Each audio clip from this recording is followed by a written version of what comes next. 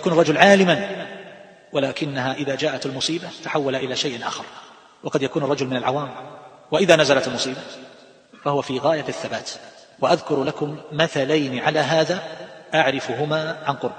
الأول حال رجل من العلماء غرق ابن له في البحر وهو يشاهده، فرجع الرجل لا ينتفع به في شيء، وهجر جميع الذين لم يأتوا لتعزيته، لأنه قد جاء بعدما حل به هذا المصاب بنحو من شهرين، فكره هؤلاء أن يعزوه وأن ينكأوا جراحه، فهجرهم جميعا يمر ولا يسلم عليهم. رجل قد جاوز 70، عالم من نوادر أهل العصر من جهة سعة الاطلاع، رجل عجيب، هجرهم جميعا يمر ولا يسلم.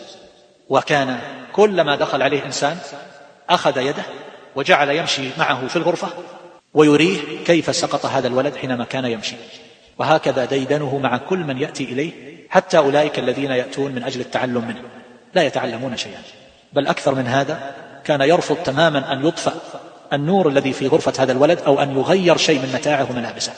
وتأتيه أحيانا بعض الهلوسات يقول سيرجع، لم يمت، لا تغير شيئا من مكانه.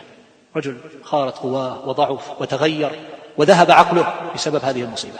وعامي فلاح بناحيتنا، فلاح لم يتعلم شيئا، عنده صبي مريض وعنده بنات، ذهب إلى السوق فمات الصبي، فغسل الولد وجهز، ولما جاء وقت مجيء الأب من السوق ليلا أخرجت الأم البنات وأمرتهن بأن يحصدن الزرع في المزرعة، يسكنون في المزرعة، وتهيأت لزوجها وصنعت طعاما، فجاء وأكل وسأل عن الصبي وقالت بخير، ثم وقع عليه، ثم قالت إن جاءنا أحد بأمانة، ثم طلبها قال نعطيه، قالت فصاحب الأمانة قد أخذها. فقال قصيدة سمعتها طويلة فيها ذكر معاني عجيبة جدا من استواء الله على العرش، ومعاني عجبت كيف فهمها هذا الرجل. وسألت من عرفه وبعض أقرانه هل يعرف خبر أبي طلحة؟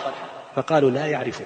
ذكرت لهم الخبر الحديث، قالوا لا يعرفه، مع أن القصة في غاية المشابهة. عامي.